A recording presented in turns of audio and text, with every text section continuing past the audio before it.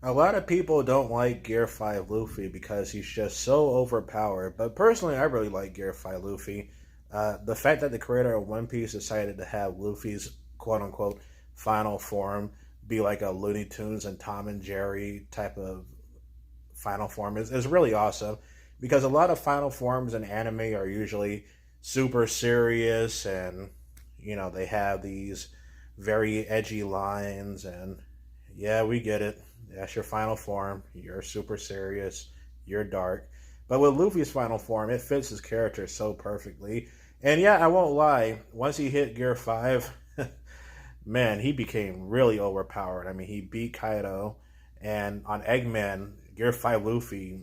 I mean, nobody could stand a chance against him. Even those elders couldn't stand a chance against Gear 5 Luffy, and he pretty much soloed them all by himself. So yeah, that's why a lot of people don't really like Gear 5 Luffy. He's overpowered and too cartoony. Well, good news with the Elbaf arc, Gear 5 Luffy is still overpowered, but now he's facing an enemy who can actually match him in terms of power, and it's a really refreshing. A lot of people who only watch the anime don't know this, but the Elbaf arc is has been pretty crazy in the manga so far, and yeah, that's all I'll say.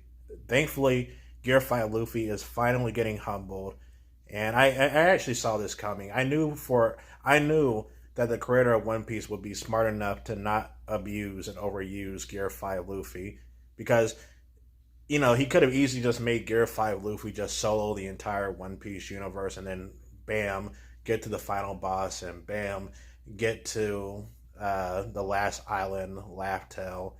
But no, thankfully, even though One Piece does look like it's coming close to an end, Gear 5 Luffy has finally been humbled.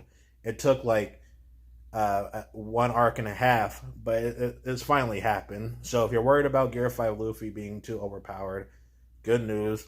The One Piece universe still has a lot of really powerful characters that can match up to Luffy.